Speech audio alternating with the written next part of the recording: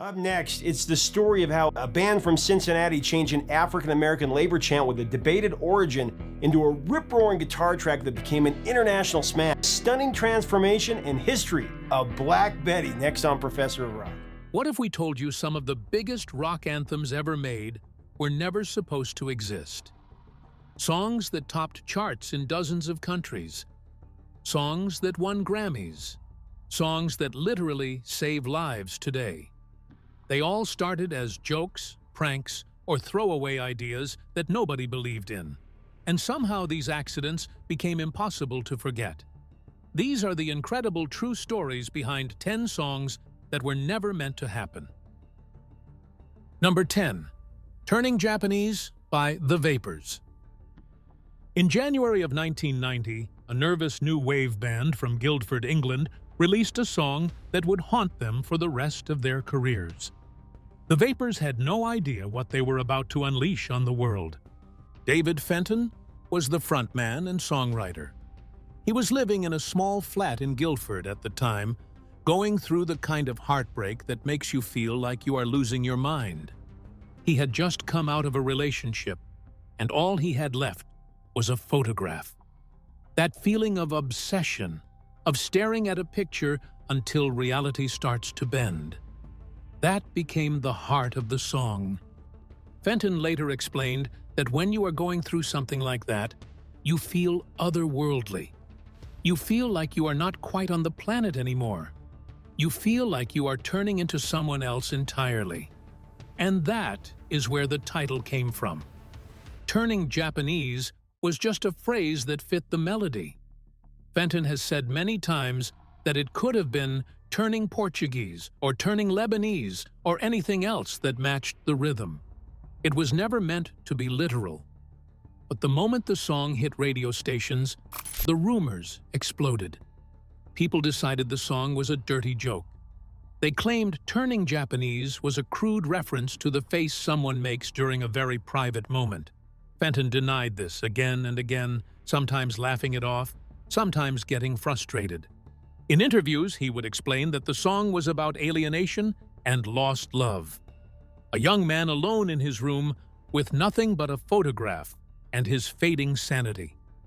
Here is the twist. The controversy made the song massive. It reached number 3 in the UK and shot all the way to number 1 in Australia, where it stayed for 2 weeks. It charted in Canada at number 6, in Ireland at number 4, and even cracked the Billboard Hot 100 in America at number 36. The Vapors never came close to matching that success. Their follow-up songs went nowhere. Their second album flopped. By 1982, the band had broken up, leaving behind one bizarre, misunderstood anthem that refused to die. But here is what happened to the band members after. David Fenton became a lawyer specializing in music law. Edward Bazalgette, the lead guitarist, became a television director for the BBC, working on shows like Doctor Who and Poldark. And Howard Smith, the drummer, was actually elected mayor of Guildford in 2025. The song has appeared in 16 Candles, Charlie's Angels, Romy and Michelle's High School Reunion, and countless other films. It became a genuine pop culture staple, all because of a little humor that was wildly misread. A little misunderstanding can echo far longer than anyone expects. But the next song on our list was not just misunderstood. It was never supposed to exist at all. Number 9. Black Betty by Ram Jam. Ram Jam did not write Black Betty. They basically took an ancient folk song and blew it up with distorted guitars and raw power. The original Black Betty dates back generations. It was a work song sung by prisoners and laborers in the American South. The earliest known recording came in December of 1933, when musicologist John and Alan Lomax captured a version performed by inmates at a Texas prison farm. They recorded it for the Library of Congress as part of their mission to preserve American folk music. Then, in April of 1939, the legendary folk and blues artist Lead Belly recorded his own version. It was just 59 seconds long, accompanied only by hand claps. Raw, haunting, and powerful. Fast forward to February of 1975. A guitarist named Bill Bartlett, who had previously been in a band called the Lemon Pipers that scored a #1 hit with Green Tambourine in 1968, recorded a rock version with his new band, Starstruck. They laid it down at Cleveland Recording Studios. The track ran nearly 5 minutes and had a loose, jam band energy. Then two producers named Jerry Kassenetz and Jeffrey Katz heard it. These were the masterminds behind bubblegum pop hits like Yummy Yummy Yummy and Simon Says. They saw potential in the raw recording. They formed a new band around Bartlett called Ram Jam and edited the track down from nearly 5 minutes to just 2 minutes and 25 seconds. They tightened it, polished it, and released it to the world. The result crashed into the American Top 20 at number 18.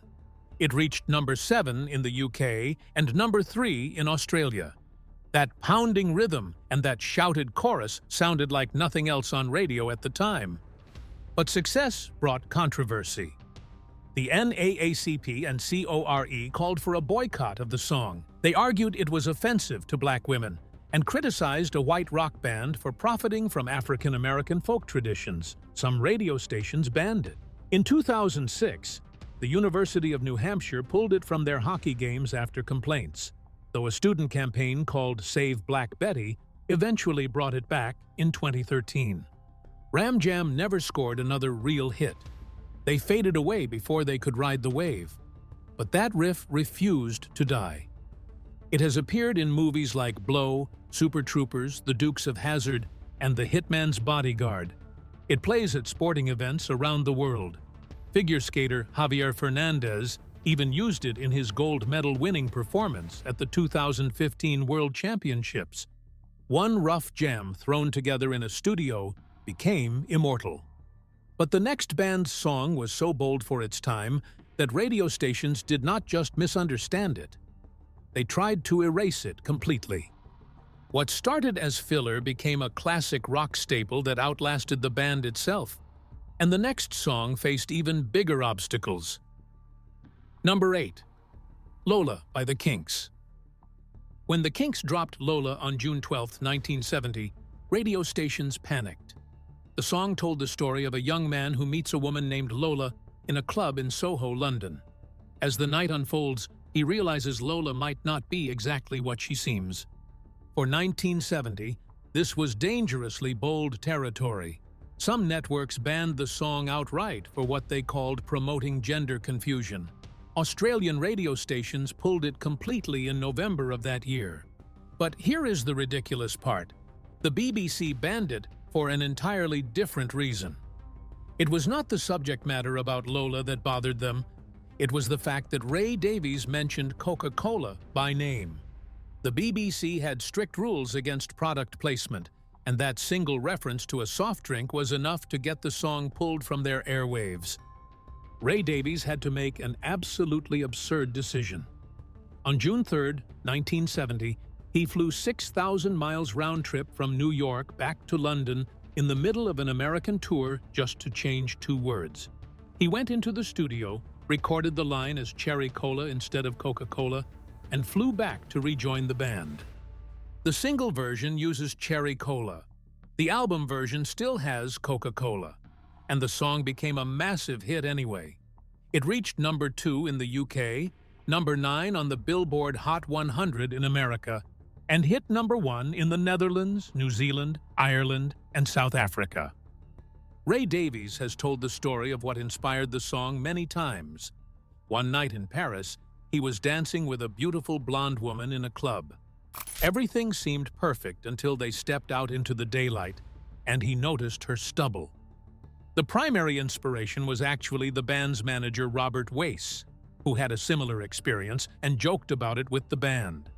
What is remarkable is that the Kinks have never received a single Grammy nomination. One of the most influential rock bands in history, creators of songs like You Really Got Me and Waterloo Sunset, and the Recording Academy has never recognized them. It remains one of rock's biggest oversights. A track that nearly vanished from the airwaves is now celebrated as groundbreaking. The next songwriter was so tired of being serious that he created a hit purely to amuse himself. Number 7. Escape, the Pina Colada Song by Rupert Holmes. By the late 1970s, Rupert Holmes was exhausted from trying to be a serious artist. He had worked as an arranger and producer for big names. He had written thoughtful, intricate songs, and none of it was connecting with mainstream audiences. So one night, he decided to just have fun. He sat down and wrote a story that was essentially a comedy sketch set to music.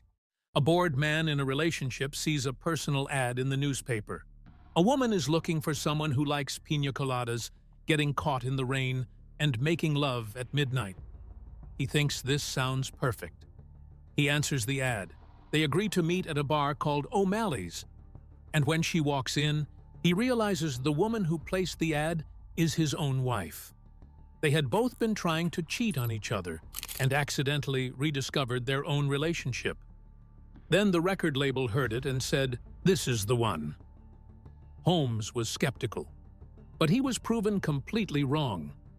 Escape hit number 1 on the Billboard Hot 100 and stayed there for 3 weeks. It became the last number 1 hit of the 1970s and the first pop song to reach number 1 in 2 different decades since the chart crossed from December 1979 into January 1990. Here is the wildest part. The iconic opening line was invented 5 minutes before Holmes started recording the vocal. He originally wrote, "If you like Humphrey Bogart" as a placeholder, but as he was about to sing, he thought he had already used too many movie references on his previous albums. He needed something else, something that sounded tropical and escapist. In his own words, he thought about vacation drinks, daiquiri, Mai Tai, pina colada. And he picked pina colada purely because it fit the rhythm. He had never even tasted one. As of 2019, he still has not tried one. Those 10 seconds of improvisation changed his entire life. The song has appeared in Shrek, Guardians of the Galaxy, Deadpool 2, and Better Call Saul. Holmes jokes that it is the hit he can never escape. Get it? Escape? The song he wrote to amuse himself became one of the most recognizable pop tunes on the planet. But the next artist's joke backfired so badly, it brought death threats. Number 6. Short People by Randy Newman. Randy Newman thought he was writing the most obvious satire in the world. A song so ridiculously over the top that nobody could possibly take it seriously. The concept was simple. Write a song from the perspective of someone with an absurd prejudice. Make the prejudice so silly, so clearly unreasonable, that it exposes how ridiculous all prejudice is. He chose height as his target. Short people got no reason to live. Their little hands and little eyes, they should not be allowed to live. Newman expected everyone to hear the joke. How could anyone think he was being serious? The whole point was to exaggerate bigotry until it collapsed under its own stupidity. He was wrong. When Short People hit radio in October of 1977, the reaction was furious. People took the lyrics at face value. They thought Randy Newman genuinely hated short people. Complaints flooded radio stations. Some stations in Boston, New York, and Philadelphia banned the song entirely. Little people picketed his concerts. Angry letters arrived daily. And most disturbingly, Newman started receiving death threats. He later recalled that you never forget your first death threat. His came from Memphis. His manager at the time had previously worked with the Carpenters and said they got death threats all the time. But this was new territory for Newman. The controversy reached the halls of government. Maryland State Delegate Isaiah Dixon Jr., who stood 5 feet 5 inches tall, actually tried to introduce legislation that would make it illegal to play Short People on the radio. Stations and employees would face fines up to $500. The Maryland Attorney General advised the bill would violate the First Amendment, and it did not pass. Dixon reportedly felt let down and shortchanged. Despite the backlash, or perhaps because of it, the song climbed to number 2 on the Billboard Hot 100. It was blocked from the top spot by Baby Come Back and Stayin Alive. It sold over 1.5 million copies. Newman has spent decades defending the song. He told Rolling Stone that the guy singing the song is crazy. He is not to be believed. He told The Guardian that he thought all you had to do was listen. It is not like James Joyce. The satire seemed obvious to him. But Newman has also admitted mixed feelings about the success. He has called it a novelty record, like something the Chipmunks would do. A hit that did him no good. A bad break. Once a song leaves the studio, you do not control how people hear it. The next band did not just lose control of their song, they accidentally invented an entire movement. Number 5. Blitzkrieg Bop by Ramones. The Ramones were not trying to write a timeless anthem when they created Blitzkrieg Bop. They were making fun of the bloated rock music they hated. By the mid-1970s, rock had become excessive. Progressive rock bands played 10-minute songs with elaborate solos and orchestral arrangements. Stadium rock was all about laser shows and pyrotechnics. Everything felt overproduced and self-important. The Ramones wanted the opposite. They wanted fast, loud, simple songs. 2 minutes of buzzsaw guitars and nothing else. Tommy Ramone wrote most of the music and originally called it Animal Hop. Dee Dee Ramone contributed the title and changed one line from "They're shouting in the back now" to "Shoot 'em in the back now." And then there was the chant, "Hey ho, let's go." Tommy Ramone admitted where that came from, and it is hilarious. There was a big hit at the time by the Bay City Rollers called Saturday Night, which was basically a sing-along chant song. Tommy thought it would be fun to do something similar for the Ramones, so he came up with "Hey Ho Let's Go," partly as a joke about bubblegum pop and partly as a parody of Mick Jagger singing the Stones version of Walking the Dog. Joey Ramone confirmed this years later. He said the band actually liked bubblegum music and really liked the Bay City Rollers. Blitzkrieg Bop was their version of Saturday Night. The song appeared on the Ramones' self-titled debut album in April 1976. The entire album was recorded for just $6,400. And Blitzkrieg Bop as a single never charted at all. But something happened in the underground. In small clubs full of kids who were sick of 10-minute guitar solos and pretentious rock operas, Blitzkrieg Bop hit like a bomb. That chant spread from venue to venue. That energy became contagious. What started as a sarcastic jab at arena rock crowds became the rallying cry for an entire movement called punk.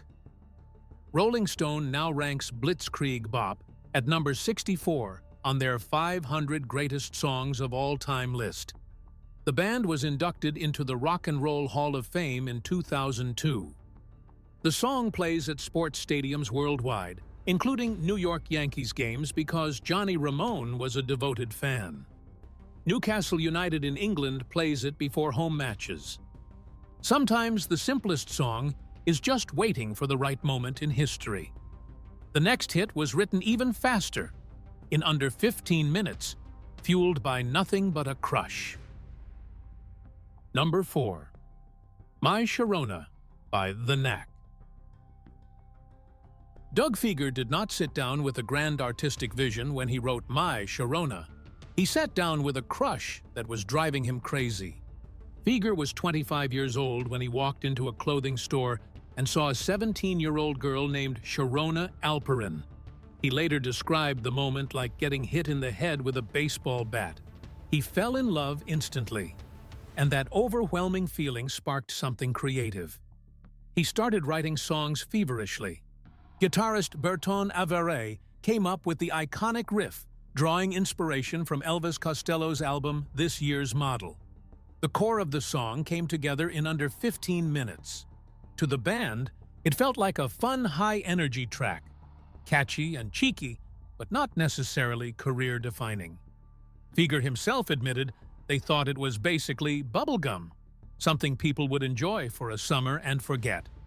They were spectacularly wrong. My Sharona was released on June 18, 1979. It shot to #1 on the Billboard Hot 100 and stayed there for 6 consecutive weeks. It became the #1 song of the entire year. It sold over 10 million copies worldwide. Capitol Records compared it to the success of the Beatles, noting it was their biggest single since I Want to Hold Your Hand. Avere was originally opposed to using Sharona Alperin's real name in the song. He pointed out that rock music had used up all the good girls' names. Sherry, Gloria, everything seemed taken. But Figer insisted it had to be Sharona. Sharona Alperin herself told NPR years later that Figer was 9 years older than her. She was just 17. He would say things like, "I'm in love with you and we're going to be together one day." Eventually, they did date for 4 years and were engaged, but they never married. Her explanation for the breakup was simple. It was time for her to become her own Sharona. Figer passed away from brain and lung cancer on February 14, 2010, at age 57. But the song he wrote in 15 minutes to impress a girl became a monument. A crush turned into a quick song, and that quick song became immortal. The next band was grinding under deadline pressure when they accidentally wrote something that would outlive them all. Number 3. Stayin' Alive by Bee Gees. The Bee Gees did not sit down saying, "Let's write the ultimate disco anthem." They were under pressure, grinding out tracks for a movie soundtrack, joking about survival and fame and trying to hang on in a rough world. Saturday Night Fever needed music. The producers came to Barry, Robin, and Maurice Gibb looking for songs that could capture the energy of disco and the feeling of New York City nightlife. The brothers got to work. The lyrics of Stayin' Alive are much darker than most people realize. They describe streets that feel dangerous, days that feel heavy, a narrator just trying to keep moving forward. Robin Gibb once explained that the subject matter is actually quite serious. It is about survival in the streets of New York. But here is the thing about disco. That relentless beat and those soaring falsettos made everything sound like confidence. What was written as a gritty survival anthem became an explosion of swagger. When John Travolta strutted down the street in the opening scene of the movie, Stayin' Alive became inseparable from that image of cool. The song was released in December 1977 and reached #1 in the United States for 4 consecutive weeks.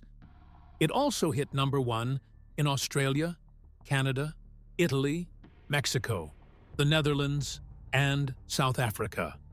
The Saturday Night Fever soundtrack sold over 40 million copies worldwide, becoming the second best-selling soundtrack of all time. It was certified 16 times platinum in the United States and topped the Billboard 200 for 24 consecutive weeks. But here is the part that would have blown the minds of the Gibb brothers. Their song now literally keeps people alive. Stayin' Alive has a tempo of 103 beats per minute. That happens to fall perfectly within the American Heart Association's recommended range for CPR chest compressions, which is 100 to 120 compressions per minute. Around 2005, doctors started noticing that the song made an ideal rhythm guide for CPR training. A formal study at the University of Illinois College of Medicine in 2008 confirmed it works. The American Heart Association now officially recommends pushing hard and fast in the center of the chest to the beat of Stayin' Alive. The British Heart Foundation featured actor Vinnie Jones in a television campaign using the song. And the television show The Office had a famous episode where the characters practice CPR to the song. That scene was later credited with helping an Arizona man save a woman's life because he remembered the rhythm. Sometimes the song about surviving ends up being the reason you stay immortal.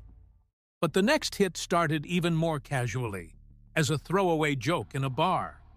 Number 2, Lyin Eyes by Eagles. Lyin Eyes began as a barroom joke that should have been forgotten by the next drink.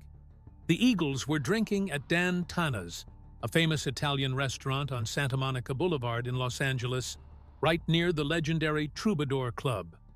It was a hangout for musicians, and the band spent plenty of time there watching the parade of beautiful women who came through. Glenn Frey spotted something that made him laugh. A stunning young woman was with an older, wealthy man. The contrast was obvious. She was gorgeous. He was fat and rich, and everyone at the table knew exactly what was going on. Frey looked over and said words that would become a song title. "Look at her. She can't even hide those lion eyes." Everyone laughed. Someone grabbed a cocktail napkin, and what started as a wisecrack about gold diggers turned into one of the most honest ballads about compromise, regret, and the price of pretending. Don Henley and Frey developed the idea into a full story. A woman who married for money instead of love. A woman who cheats on her rich husband while trying to keep up appearances.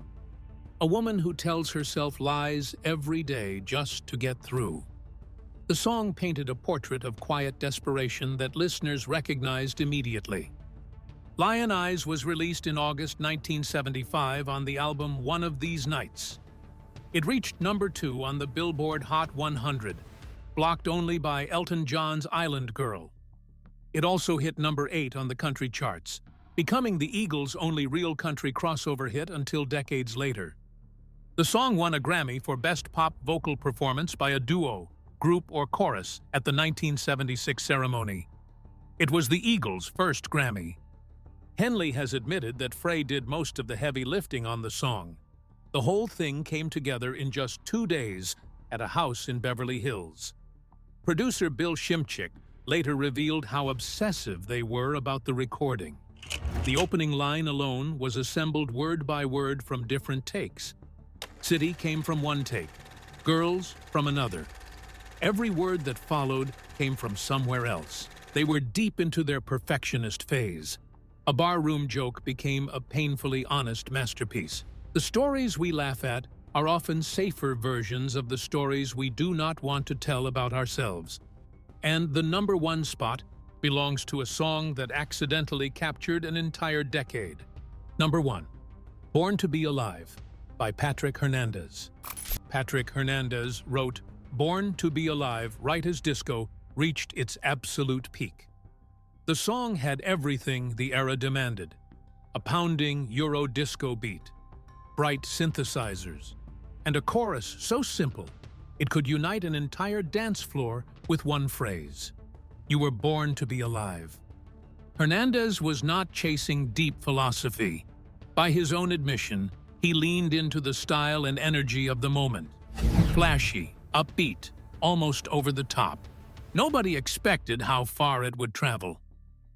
Born on April 6, 1949, in a suburb north of Paris, Hernandez first recorded the song in 1975 as a rock track with his band Paris Palace Hotel. Record labels rejected it. Discouraged, he briefly left music entirely and moved to the French countryside to raise cattle. Then, in 1978, he met Belgian producer Jean Van Loo. They re-recorded the song with a disco arrangement. Everything changed. Born to Be Alive reached number 1 in 15 countries, including France, where it stayed for 15 weeks. Australia, Austria, Belgium, Canada, Germany, Italy, and Sweden. It peaked at number 16 on the Billboard Hot 100 and number 10 in the UK. Sales estimates range from 11 million to 27 million copies. By the end of 1979, Hernandez had earned 52 gold and platinum records from over 50 countries. But here is the most incredible footnote in the song's history. In 1979, a 19-year-old dancer auditioned for Hernandez's American tour. Her name was Louise Ciccone. You know her as Madonna. Hernandez recalled the moment in a 2019 interview. A young girl stepped up and impressed everyone. Her performance was original and marked by a strong personality. The producers were so taken with her that they brought her to Paris, hoping to develop her as a solo artist. They offered her a track called "She's a Real Disco Queen." Madonna declined. She said she wanted to remain a dancer. She spent about 3 months touring with Hernandez's group, traveling to Tunisia and various European countries. But she grew frustrated with the direction and returned to New York in August 1979. She formed a band called The Breakfast Club. In late 1982, she released her first single, Everybody, and the rest is history. The original title of Born to Be Alive was actually Born to Be Wild, but Hernandez changed it because Steppenwolf already owned that phrase. He explained the meaning behind the song as a reaction to people around him who seemed to be living half their lives, not fully committing to anything. The song was his declaration against inertia. Which one surprised you the most? And did I miss any accidental hits that deserve to be on this list? Let me know your thoughts in the comments below.